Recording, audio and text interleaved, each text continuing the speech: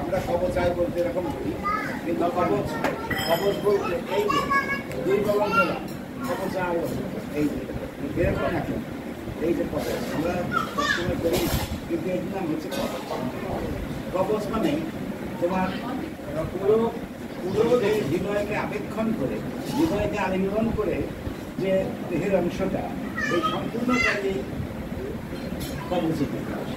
তাই হ্যাঁ, এই কবচেও আমি যজ্ঞ করছি। তার মানে পুরো দেহটাকে আমি যজ্ঞ হিসাবে, যজ্ঞের স্বামিক হিসাবে, স্বামিক মানে কি কাঠ, যজ্ঞে যেমন কাঠ দেওয়া হয়, পোড়ানো হয়, ঠিক তেমনি সমস্ত শরীরটাকেই আমি কাঠ হিসাবে যজ্ঞে স্থাপন করছি। এইটাই আবার বলো, অচ্ছেদ্য অয়ম অদাহ্য অয়ম আক্লেশ অশুষ্য এ বচন দিবে শিখায় ওই বছর। মাথায় হাত দাও, কোথায় বলেছি শিখা? শিখায় ওই বছর। সর্বগত স্থানু অচলয়ম সনাতনঃ ইতি কবচায় হুম। হুম শব্দটাও কিন্তু এটা একটা মন্ত্রের অর্ধাংশ। হুম মন্ত্রের একটি অংশ। এই হুম শব্দের দ্বারাও আহুতি হোম হোমকে বোঝা যায়। হুম। এরপরে পশ্চিমে পাঠ্যরূপাণি শতশো অথ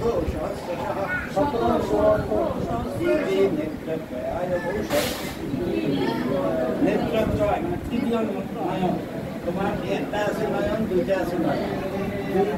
দুই যুগলের মাঝখানে যে নয়ন, এটা হলো নেত্রত্রয়। বুঝতে পারলে? নেত্রত্রয় ভবিষ্যৎ।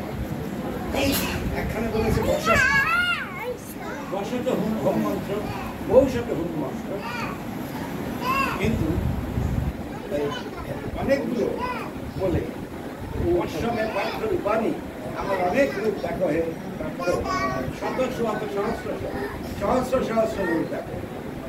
শত সহস্র মানে কি লক্ষ লক্ষ।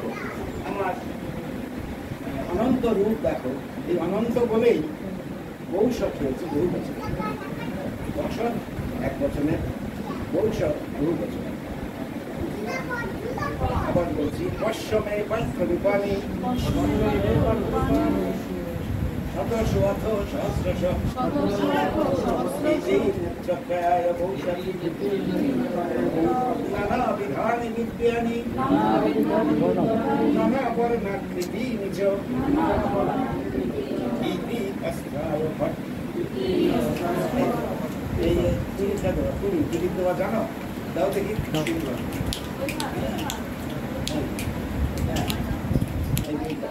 এক দুই তিন, তিনটা দিলে হয়ে গেল।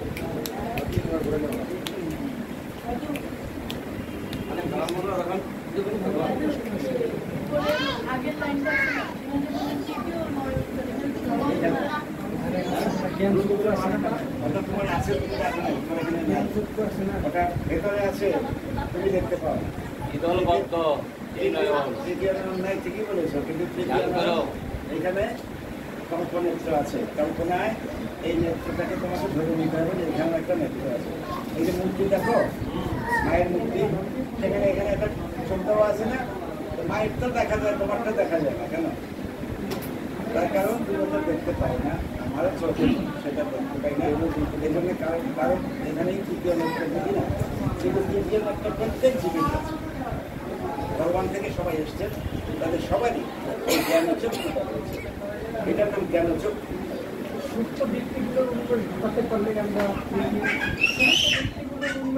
নিজেকে জানলে তখন তৃতীয় নেতৃত্বের পাওয়া যায়। তখন একটা চোখ ফুটে বেরোয় না। যারা সিদ্ধ পুরুষ তাদের চোখটা ফুটে বেরোয় না, এখানে আবার আরেকটা চোখ পিট করে না, এরকম মনে করি না। তাদের চোখটা খুলে মানে কি অন্তরের চোখ, ওইটাই তৃতীয়। এটাকে এখানে কল্পনা করা হয় তৃতীয় নেত্র। এবং এই তৃতীয় নেত্রের মধ্যেই ভগবান বলেছেন, তোমরা করবে দ্বিতীয় অধ্যায়ে গিয়ে যে নাকি কিংবা থানা চলে গিয়ে যে নাকি মৃত্যুর সময়ে এই মাঝখানের নেত্রের মধ্যে আমাকে ধ্যান করতে পারে, সে আমাকে